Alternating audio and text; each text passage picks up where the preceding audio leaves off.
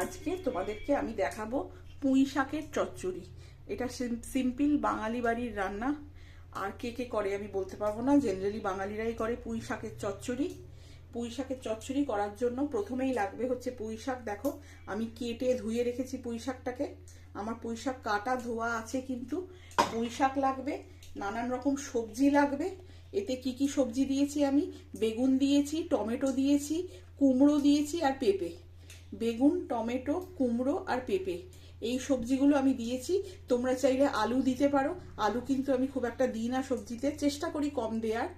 আমি এইগুলো দিলাম আর পুঁই শাক দিলাম। এই দুটো জিনিস নিয়ে বানাবো আজকের রান্না, পুঁই শাকের চচ্চড়ি। তোমরা কিভাবে বানাও আমাকে জানাবে। আমি যেভাবে বানাই সেভাবেই কিন্তু দেখাই। আমি চেষ্টা করি সবসময় সিম্পল সহজ একটা রেসিপি দেখাতে, যাতে চটজলদি তোমরা যে কোনো সময় বানিয়ে নিতে পারো। চলো আমরা শুরু করি পুঁই শাকের চচ্চড়ি। আমার তেলটা গরম হয়ে গেছে, আমি আঁচটা কমিয়ে দিলাম। চেষ্টা করো এতে সর্ষের তেল দিতে। পুঁই শাকের চচ্চড়ি বা পাঁচমিশালি এই ধরনের শাকের রান্না, সবজির রান্না চেষ্টা করো সর্ষের তেল দিয়ে করতে। তবে যদি তোমরা সর্ষের তেল না খাও, অ্যাভয়েড করতে চাও, তাহলে কিন্তু সাদা তেল দিয়ে অনায়াসে করতে পারো।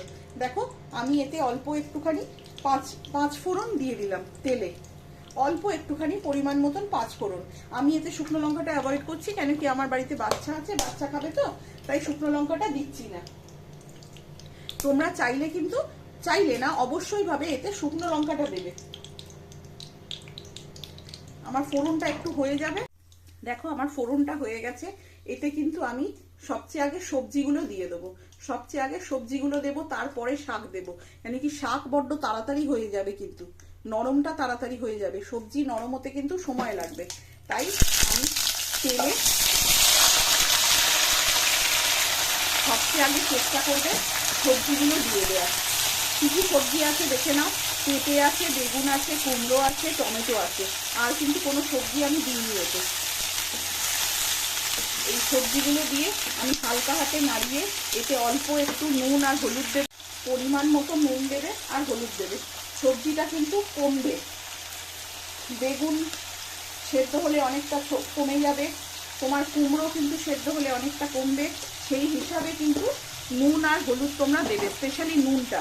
সবজি কিন্তু তোমরা যতটা দেখছো সেই হিসাবে কিন্তু নুন দেবে না কখনো, সবজি কিন্তু অবশ্যই ভাবে কমবে। নুন দিলাম আর হলুদ দিলাম। এখন কিন্তু আমি মিষ্টি দেবো না। পাঁচমিশালি বা এইসব চচ্চড়িতে কিন্তু কুমড়ো থাকলে মিষ্টিটা মাস্ট। আমি বলেইছি কুমড়োর যে কোনো তরকারিতে অল্প একটু চিনি লাগবেই কিন্তু। দেখো আমি হালকা করে নুন হলুদ দিয়ে এটাকে নাড়িয়ে আমি কিন্তু চাপা দিয়ে বসিয়ে দেবো। আমি কিন্তু এখনো এতে জল দিইনি, কোনো রকম জল কিন্তু আমি এখনো দিইনি। তবুও দেখতে পাচ্ছ কি পরিমাণ জল বেরিয়েছে, এটাই হচ্ছে সবজির জল। এবার আমি এটাকে চাপা দিয়ে কিছুক্ষণ হতে দেবো, যতক্ষণে জলটা শুকিয়ে যাবে আর সবজিগুলো একটু সেদ্ধ হয়ে যাবে।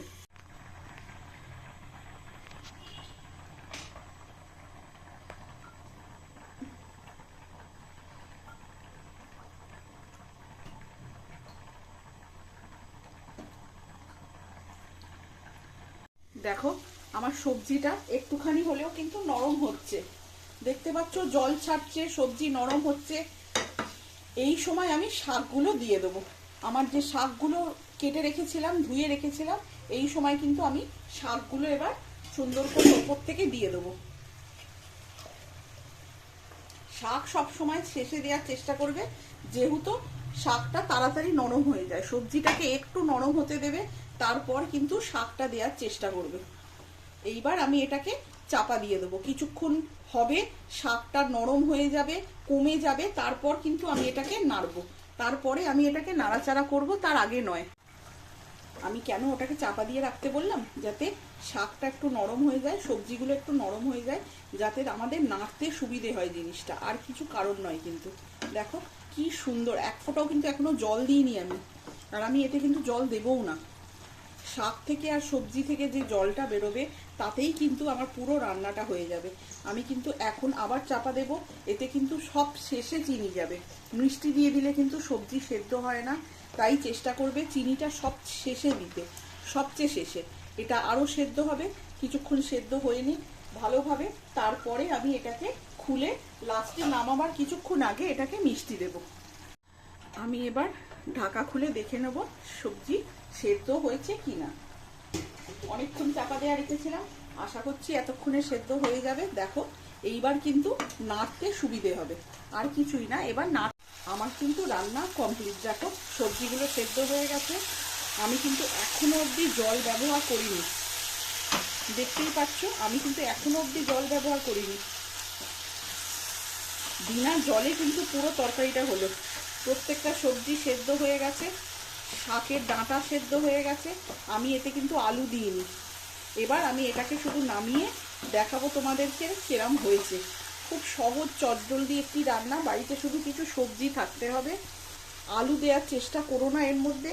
আচ্ছা, এটা কিন্তু লাবড়া হিসাবেও করা যায় আদা জিরে বাটা দিয়ে, সেটা আমি আরেকদিন দেখিয়ে দেবো। আজকে এইটা থাক, আরেকদিন দেখিয়ে দেবো আদা জিরে বাটা দিয়ে কি করে করে। এবার আমি এটাকে সার্ভ করে তোমাদের দেখাচ্ছি।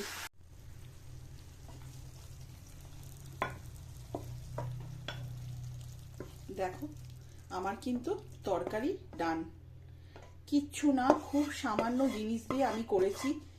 আর এই রান্নাটাও খুব সামান্য জিনিস দিয়েই হবে, এমন নয় বিশাল আহামরি রান্না। বাড়িতে শুধু কিছু সবজি থাকতে হবে, তাহলেই কিন্তু এই রান্নাটা হয়ে যাবে। খুব সাধারণ একটি বাঙালি বাড়ির রান্না, খুবই সাধারণ। যারা আজ অব্দি করনি বা খাওনি বা জানতে না করার কথা বা ভুলে গেছিলে, তারা অন্তত একবার করে খেয়ে বলো কেমন লাগলো তোমাদের আমার রান্নাটা। আমি এইভাবে করি পুঁই শাকের চচ্চড়ি, তোমরা কিভাবে করো সেটা জানাবে অবশ্যই আমাকে।